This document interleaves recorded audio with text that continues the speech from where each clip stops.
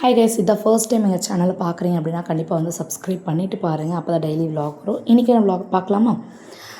Hi guys, Monday vlog எடுக்கல, but வந்து Tuesday மறக்காமல் விலாக் எடுத்துணும் அப்படின்னு சொல்லிட்டு என்ன ரெசிபி எல்லாமே வந்து விலாக் எடுத்தாச்சு. வாங்க வீடியோக்குள்ளே போய் பார்க்கலாம். என்ன மதியானம் ரெசிபி அப்படின்னா வந்து ரைஸ் தாங்க. மோஸ்ட்லி ரைஸ் இல்லாமல் இங்கே யாருமே சாப்பிட மாட்டாங்க.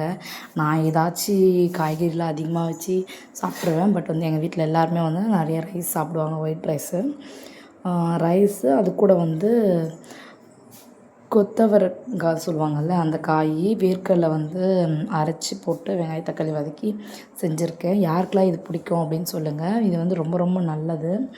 நான் வந்து இப்போ நிறைய காய்கறி சாப்பிட்ணும், சாப்பாடு கம்மியாக சாப்பிட்டு டிசைட் பண்ணதால் 2-3 காய்கறி செய்யலாம் அப்படின்னு சொல்லி செஞ்சாச்சு. அதுக்கப்புறம் வந்து கருணக்கிழங்கு வறுத்துருக்கேன். இது வந்து கொஞ்சமாக ஆயில் ஊற்றி வறுத்துருக்கேன், அதனால தான் இப்படி தீஞ்ச மாதிரி இருக்குது. மற்றவங்களுக்கு எல்லாருக்குமே வந்து டீப் ஃப்ரை பண்ணிவிட்டு சிக்கன் 65 மாதிரி ஃப்ரை பண்ணி எடுத்துருக்கேன் கருணக்கிழங்கு. அன்றைக்கி செஞ்சதால் ரிட்டன் வந்து பசங்க கருணக்கிழங்கு செஞ்சுட்டாங்க அப்படின்னு சொல்லியிருந்தாங்க. சரி, ஓகே, எப்படியும் ஒன்று வெஜிடபிள் சாப்பிட்டா போதுன்றதுக்காகவே செஞ்சு தந்துடுறோம். அதுக்கப்புறமா வந்து காஞ்ச மிளகா வந்து கிள்ளி சாம்பார், காஞ்ச மிளகா வந்து கிள்ளி போட்டு சாம்பார். இது வந்து நான் எங்கள் அம்மாகிட்டேருந்து கற்றுக்கிட்டேன். சீரியஸாக இந்த சாம்பார் செம்ம டேஸ்ட்டாக இருக்கும். ஒரு நாள் இந்த ரெசிபி நான் போடுறேன் கண்டிப்பாக. அது கூடவே வந்து மோர் வந்து நான் தண்ணி வந்து அதிகமாக குடிக்கணும் அப்படி டிசைட் பண்ணேன். பட் வந்து தண்ணி வந்து அப்பப்போ குடிக்க முடியல. சரி, இந்த மாதிரி மோர், தயிர் இதெல்லாம் குடிச்சிடலாம், சாப்பிட்லாம். மோஸ்ட்லி மதியானம் சாப்பிடும்போது ஒரு கப்பு தயிரோ இல்லை மோரோ ஆட் பண்ணிக்கினா ரொம்பவே நல்லது. நான் வந்து நிறைய அப்பப்போ சாப்பிட பசி எடுக்கும் போதெல்லாம் இந்த மோர் கொஞ்சம் கொஞ்சமாக வந்து குடிச்சிப்பேன்.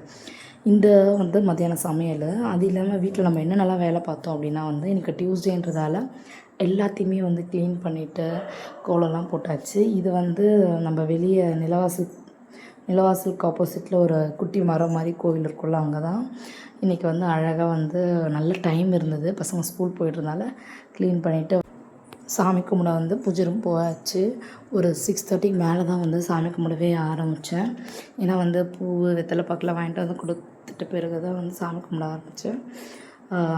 நல்லா வந்து நிம்மதியாக முருகரை கும்பிட்டாச்சு. 6 விளக்கு போடாமல் 1 விளக்கு போட்டிருக்கேன் இன்றைக்கி. எப்படி சொல்கிறது, ஏன் 1 விளக்கு போட்டிருக்கேன் அப்படின்னு சொல்லிட்டு ஒரு 1 வீக் கழித்து கண்டிப்பாக வந்து வீடியோவில் சொல்கிறேன். எப்படி போட்டாலுமே நல்லது தாங்க. 6 விளக்கு தான் போடணும் அப்படிலாம் கிடையாது. 1 விளக்கு போட்டாலுமே நம்ம மனசில் என்ன நினச்சி விளக்கு போடுறோமோ அது நடக்கும் கண்டிப்பாக, முருகரை நினச்சி வேண்டிட்டா. இந்த கிஃப்ட்டு வந்து டியூஷன் பசங்க என்னோடய ஆனிவர்சரிக்கு கொடுத்தாங்க.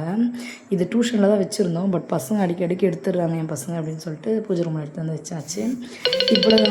இவ்வளோதாங்க வீடியோ. இன்றைக்கி உங்களுக்கு பிடிச்சிருந்தா லைக் பண்ணுங்கள், ஷேர் பண்ணுங்கள், சப்ஸ்கிரைப் பண்ணுங்கள். இன்றைக்கி பர்த்டே ஆனிவர்சரி இருக்கிறவங்களுக்குலாம் என்னோடய விஷஸ்.